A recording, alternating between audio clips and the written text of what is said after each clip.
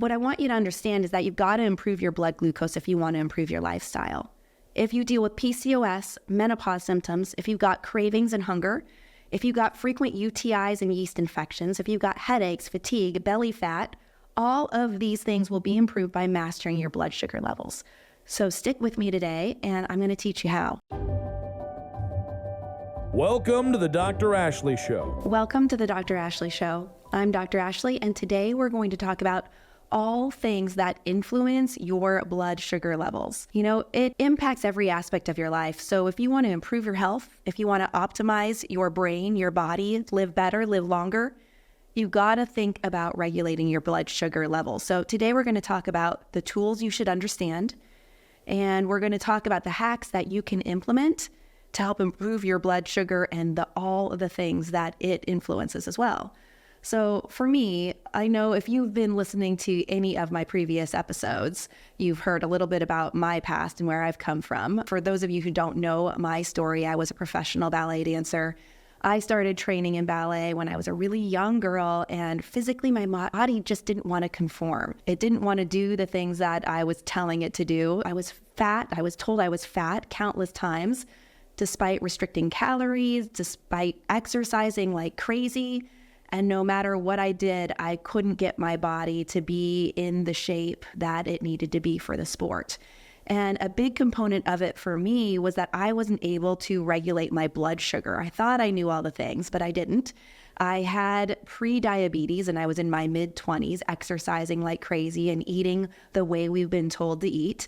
But I had acne, I had hunger, I had major cravings, and I was always eating the stuff that I thought would help to regulate blood sugar, but it didn't. And I believe that if I went through that experience, then there's a lot of people out there who are having similar experiences or even worse. And now it's part of my mission to help those people overcome these scenarios. After I retired from dancing, I actually had to step away from my dancing career because my body just couldn't handle the physical requirements of the sport. It just couldn't do it anymore. And that's actually what pushed me on to go and earn my PhD in sports nutrition and chronic disease and help others avoid what I experienced, because it wasn't that fun. And after I retired from dancing, I needed to push my body in some way. I needed to feel that level of just immense fatigue.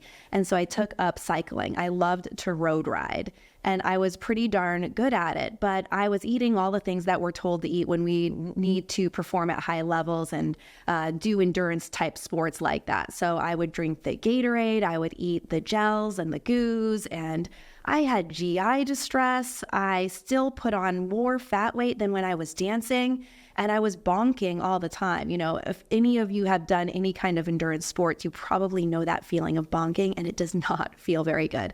It's when your liver and your brain just can't take up enough glucose, and you just feel like you cannot pedal another stroke. You cannot take one more step, and it's just so painful. And I was doing that all the time. But after I taught my body how to regulate my blood sugar levels, after I taught my body how to become fat adapted and burn fat for fuel, all of that went away.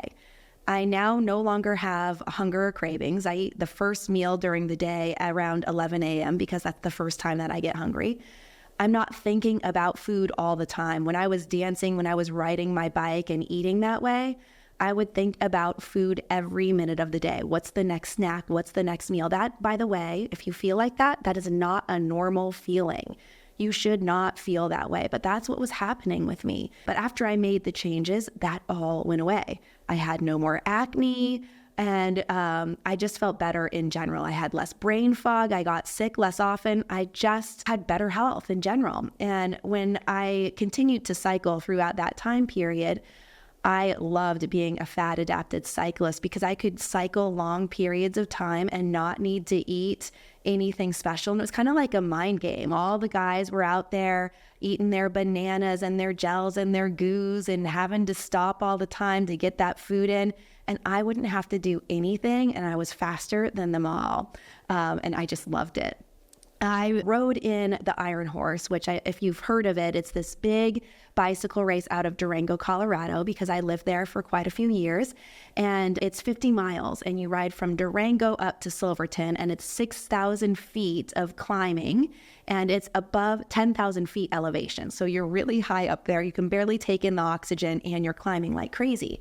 And I remember before the race, I ate 2 eggs and maybe a few sausage links, but not very many. And I didn't even finish it because it was early. I was a little bit nervous and I didn't know what to expect. And so that's what I ate. And then I had UCAN. You should look it up if you are an endurance athlete, but UCAN is a super starch. It's kind of a carbohydrate made out of maize, and it's like a slow release type of glucose. So you don't have this massive spike and compensatory low like you do with gels, goos, Gatorade, and such. And so I drank UCAN about 30 minutes before the ride, and then I had BioSteel in 2 water bottles. BioSteel's great. I recommend it. Doesn't have any sugar in it, but it has a lot of branched chain amino acids, which helps to reduce the propensity to bonk as well. And then I had 1 water bottle in my back pocket that had another thing of UCAN in it that I was going to drink about 45 to 90 minutes in, depending on how I was feeling. And then, one of my water bottles, so one had BioSteel and one had LMNT. And LMNT is an electrolyte powder that has a lot of sodium in it, because when you're sweating, you need to replace the salt, which I talk about in another episode all about hydration. And so that's what I did. And I know I had a protein bar in my back pocket as well, but it was too dry. That was not a wise choice. It was like stuck in my mouth. I had 2 bites and that's all I could handle. And I am proud to say I came in 3rd place for my age group on that ride. I had no muscle cramping. I mean, besides being pretty fatigued for climbing more than 6,000 feet over 50 miles above 10,000 feet of elevation, I came out of it pretty great, and I wasn't sore the next day. And I attribute that to being able to manage and monitor my blood sugar levels throughout the day and being fat adapted. And that's what I want to be able to teach you here today. And I have clients come in, it's not just about endurance, it's not just about athletic performance, but it's about weight loss as well. It's huge. It comes into play huge in this way. I have clients who come into PhD, and I will always ask them what they eat, because I want to be able to create a meal plan that's customized to their lifestyle, their likes, their needs, their desires. And so understanding what they enjoy eating and when is important. So oftentimes, and I wrote this down, but most people will come in and maybe they have an English muffin or avocado toast or oatmeal for breakfast. Maybe some Pop-Tarts are in there, or some quick convenience crackers filled with peanut butter. Once in a while I'll see that. Then I have folks eating healthy salads with quinoa, roasted butternut squash in there, maybe some kind of apple or fruit as a snack or a Larabar. And then dinner might be some kind of lean protein like chicken and pasta. And they're all like, Dr. Ashley, I eat so healthy. Why am I carrying this 60 pounds of excess fat weight all on my body, specifically around my belly? And the reason why is because although this might look healthy, it might be healthy for their neighbor or their friend or their brother or their sister or their spouse. But for them, it's not helping them regulate their blood glucose. They are not monitoring and regulating their blood sugar levels throughout the day. They haven't mastered their blood sugar. I have Doug, my husband, and I've shared lots of stories about him. But he also has a propensity to put on fat very easily. He just comes from a genetic background of morbid obesity. His body's really efficient at it. It's not a bad thing. It's just the way that his body operates. And he wore a continuous glucose monitor on his arm for a couple of months. And that's basically a device, and it has a little hairline-like type of needle that goes into the blood, and it can monitor where your blood sugar is at any given time during the day. And so he would eat and experiment with different things, different types of oatmeals, potatoes, sweet potatoes, beans, tortilla chips, and all of these items would spike his blood glucose massively and then leave him with a compensatory low. And everybody here is different. And I share these stories with you just so you understand the impact that it makes on your overall health, on your sport performance, on dropping this body fat and keeping it off for the long term. What I want you to understand is that you've got to improve your blood glucose if you want to improve your lifestyle. If you deal with PCOS, menopause symptoms, if you've got cravings and hunger, if you've got frequent UTIs and yeast infections, if you've got headaches, fatigue, belly fat, all of these things will be improved by mastering your blood sugar levels. So stick with me today, and I'm going to teach you how. So the first thing in mastering your blood sugar, what I want you to understand is the glycemic index, sometimes called the glycemic scale. And what this is it's a numerical ranking that measures how quickly and significantly carb-containing food raises your blood sugar as compared to pure glucose. So on the scale of 1 to 100, and 100 looks at pure glucose. So foods with a high glycemic index are going to have a rapid blood sugar spike, and foods with a low glycemic index are going to have a more gradual, controlled increase. And this is important because it helps you understand how different foods affect your blood sugar. By choosing lower glycemic index foods, you can manage your energy throughout the day, improve overall health, and even support your weight loss goals. So I want you to understand the glycemic index for this reason. A low glycemic index food is considered between 0 to 55 on the ranking, and these types of foods will have a slower release of sugar into your blood. Therefore, you'll have more sustained energy throughout the day. These will be like non-starchy veggies, proteins, animal proteins, and fats. When we look at fruits, it's going to be more berries. So here's an example. For cauliflower, the glycemic index is 10 for cauliflower.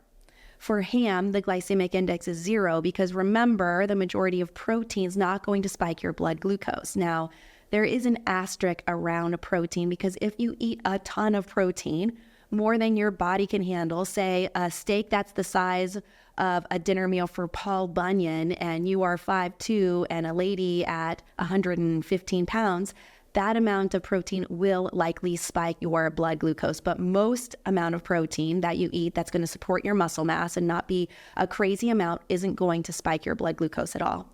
And then you have your dietary fats like butter. That's going to be on the glycemic index a level of 0 as well, because dietary fat doesn't impact or spike your blood sugar levels. And then if we look at berries, berries is going to have a number of 40. So it's going to spike your blood glucose more rapidly than cauliflower, ham, and butter. So a medium glycemic index food ranks 56 to 69. So this would be like whole wheat pasta, brown rice, sweet potatoes, and oatmeal. Now, if you are not a super active person, you're not riding the iron horse. If you are dealing with excess stubborn body fat, specifically on the belly, if you are a type 2 diabetic, I would argue that you do not eat many of these medium glycemic index foods. You actually thrive eating a diet full of the low glycemic index foods, and then you can look at the medium glycemic index foods more as meant for desserts or special occasions, or potentially if you're building significant muscle mass or doing a lot of endurance sports, then you could incorporate these wisely wrapped around your activity level. And then there's this third group, and these are the high glycemic index foods, and these have a numerical value of greater than 70. These cause a rapid spike, and no one needs to eat these foods. They're not helping you optimize your health. This is white bread, white rice, sugary cereals, processed snacks like Raisin Bran, Pop-Tarts, instant oatmeal. What's interesting about glycemic index, I think, is that the number depends on and varies accordingly to cooking, ripeness, and processing of the food. So here are some examples. The more processed the food, the higher blood glucose spike, therefore the higher glycemic index score. So oatmeal, like a steel cut oatmeal versus an instant oatmeal, the instant oatmeal is going to have significantly higher glycemic index than the steel cut oats, but the steel cut oat still is going to be in this medium glycemic index range. Ripeness. You can take a ripe banana and that glycemic index score is going to be 50 to 55 versus an unripe banana is going to have a score of about 42. And then you can have a cooked item versus a non-cooked item or a cooled item. Here's a really cool example. You can have a boiled hot potato and its glycemic index number is 89. And then you can cool that potato and eat it, for example, the next day warmed up, and the glycemic index of it is going to be 56. Isn't that wild? So if you are huge into loving potatoes and you're not going to let them go in your diet, and I've had many clients tell me, I will do anything you tell me to do, but I'm not letting go of my baked potato. Well, The little hack you can do is make your baked potato, cool it overnight, warm it back up, and I would put some butter on it because that butter is going to help blunt the glucose spike, and I'd eat it with some delicious type of protein on the side, and you're going to have a much better metabolic bang for your buck there. So now you know that choosing glycemic index foods that are on the lower of the scale allows for sustained energy throughout the day. Combining carby foods with protein and fat plus fiber also helps to blunt the spike. So if you pull up the glycemic index list that you can just Google online, you'll see that most of those foods that are on the lower of the scale have fiber wrapped into it. So think berries. They're going to have a lot more fiber than, say, a tropical fruit like grapes. And grapes are going to spike your blood sugar levels much more rapidly than the same amount of berries. Fiber is going to blunt the blood glucose spike because it takes longer to digest. Think about an apple being in there with all the fiber and the roughage. It's going to take longer to digest that food than if you just drank a glass of apple juice that has the fiber removed from it and just the sugar left over. That's why you never want to eat a carbohydrate all by itself. You never want to drink juice, for example, all on its own, because that sugar is just going to rush into the bloodstream and cause this spike in blood sugar. Protein and fiber do the same thing. They're going to blunt the spike. So let's say you eat that apple and you add a piece of cheese and a few pieces of ham with it. It's going to delay that gastric emptying. It's going to make digestion even that more difficult, which is actually a good thing because it, again, delays the spike in blood sugar there. So another tactic is you could just minimize the amount of carby food that you eat and then just make the carby part of your meal the smallest portion. So if you are eating pasta with meat sauce and a breadstick and a glass of wine, you'll notice that the pasta, the breadstick, and the wine are all more kind of carb-centric foods. And the only protein that you're getting is hopefully in the sauce that you put on the pasta that incorporates some meat. So instead, what you could do is you could make that meat sauce the primary part of your dish. You could use zucchini noodles instead of the pasta, which is going to cause even a lower spike of blood glucose. Or if you must get that pasta in, have it be the smaller portion. Do away with the breadstick and do a side salad or some roasted veggies instead, and then stick with a dry red wine instead of something sweet. And with these substitutes, you're then going to find a really positive response in your blood sugar control. So then, how does the glycemic index impact weight loss? Well, these high glycemic index foods rapidly spike blood sugar and therefore insulin production. Now, I want to say that having blood sugar highs and lows in little smaller ranges is totally normal. There's nothing wrong with that. That's a normal body response. But what happens is when we're struggling with excess fat weight, or when we're struggling with diabetes or prediabetes or PCOS or menopause symptoms or weight gain issues, these blood sugar spikes aren't within a healthy range. They're more massive. It's like this massive roller coaster, and that's where it's not healthy.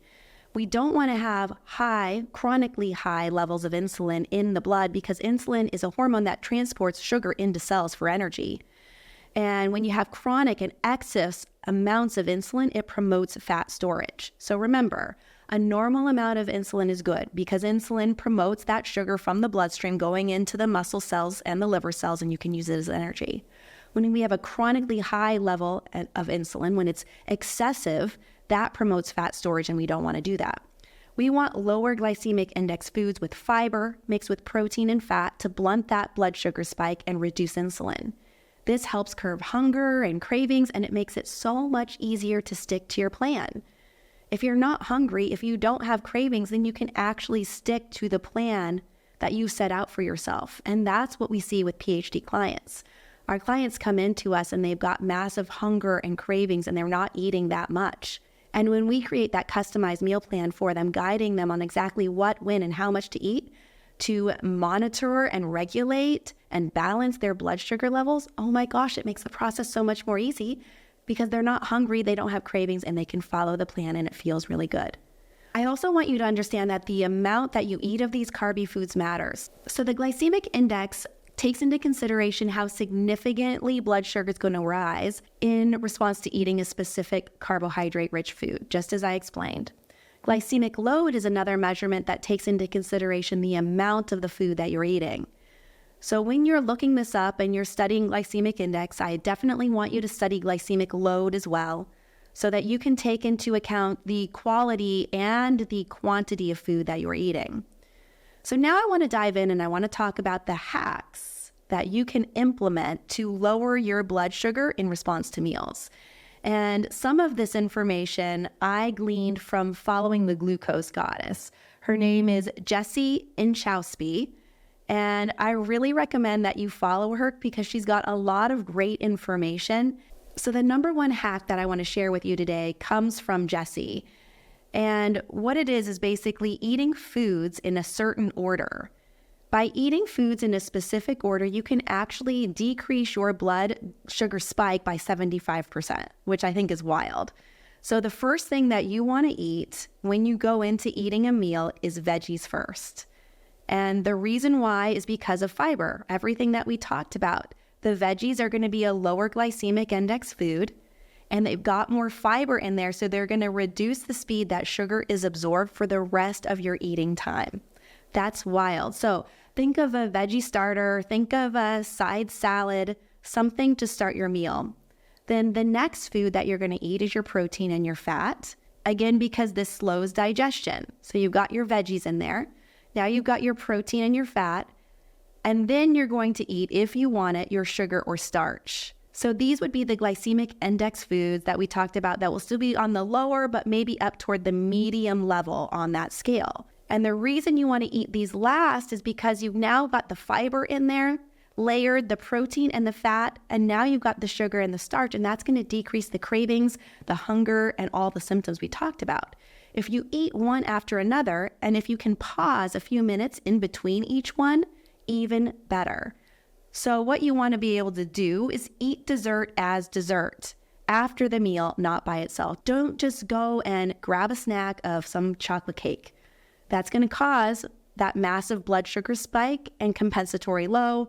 You're going to have too much insulin in there, and it's going to start to promote fat storage and these symptoms we talked about.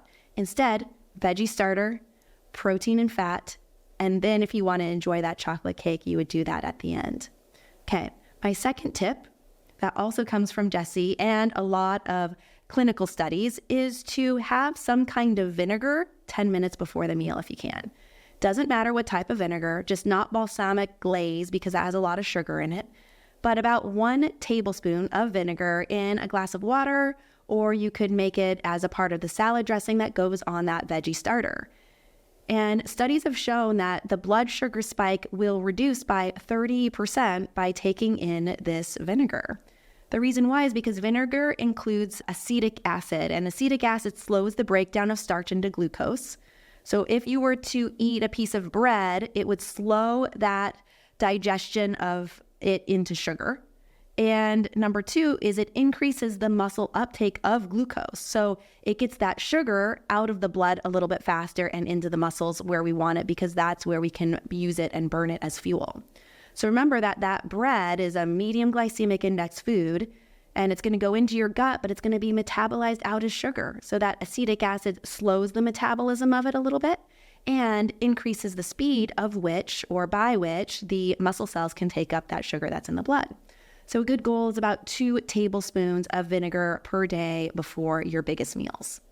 And then number 3 is to get moving. Get moving for the same reasons above. When you move, your body increases the ability to take up sugar from the blood and put it into the muscles. What happens when you move is I want you to imagine in your muscle cells are these little doorways. And when you're sitting down and you're sedentary or not moving very much, all those little doorways are squished into the center of the cell. This is how my simple brain imagines it. And then when you start moving, all those doors start opening up and flood to the cell wall. And they actually stick onto the cell wall and they open up and they allow all the sugar to flow in. And you have a certain time period after your exercise in which they still stay to the outside of the cell membrane, allow that sugar in the blood to flow in. And then at about 30 minutes, 45 minutes, depends on the individual, depends on the type of exercise you've been doing. All those doors suck back into the center and the cell closes, and then you got to use insulin as a way to get the sugar in. So when you move, you got more of those GLUT4 transporter doors moving out to the cell. So it really is amazing the impact that it can make on sucking that sugar out of the blood into the cell for energy. Now, there was a study looking at a group of individuals, and they had them drink some Coke, pure sugar. And they measured their blood sugar spike after drinking the Coke, and then they measured again, and they had the people drink the same amount of Coke, but go for a walk. And after the walk, their blood sugar spike dropped by 33%. So when they didn't walk, their blood sugar peaked at 162, and when they did go for a walk, their blood sugar spiked at 133. So after that big meal, make sure that you get up and you go moving. So the fourth hack is something that you can consider, and that would be a supplement that acts as a glucose disposal agent. And how these work is they help to speed the removal of sugar out of the blood by either impacting insulin's actions or impacting the sensitivity of the cell membrane or impacting those GLUT4 transporters. So one of them you've probably heard about is berberine, and berberine activates an enzyme called AMPK in the cells. And AMPK helps the cells to take up more glucose. Berberine itself helps to increase those GLUT4 transporters I talked about go to the cell membrane. And then it also helps to reduce the liver's production of glucose, which can be really helpful in cases of type 2 diabetes. It's also anti-inflammatory, it's got antioxidants, and it mitigates chronic inflammation in the body, helps with insulin resistance. There's another one that's commonly used called chromium picolinate, and it's thought to improve insulin sensitivity, helps to amplify intracellular signaling so that when insulin is at play, it allows it to respond more efficiently and better store glucose in the muscle cells and the liver tissue, and helps with GLUT4 transporters as well. And then there's Ceylon cinnamon, which is known as the real cinnamon. And there's a lot of studies showing that that increases insulin sensitivity. It's an antioxidant, anti-inflammatory, amplifies signaling in the cellular pathways like I talked about earlier. So really, you want to, when you think about supplementations, make sure you're getting something that has the right amount, has the right combination, and the highest quality version so it actually works in the system like it should. And I've had clients at PhD over the years always ask me about what's the best brand, what's the best amount, what should they be taking to help support their metabolism during periods of fat loss, during periods of muscle gain, and if they just in general want to support their metabolism and adrenals and thyroid during the process of dropping weight and keeping it off. And I couldn't find one that included everything that I thought was important.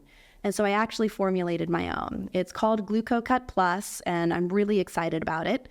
If you want to check out the details and you're watching this on YouTube, click the link below and you can learn more about it. What I did was I took these key ingredients, but I found their patented form so that I know that they're most absorbed in the body and most efficient and effective at doing what they need to do.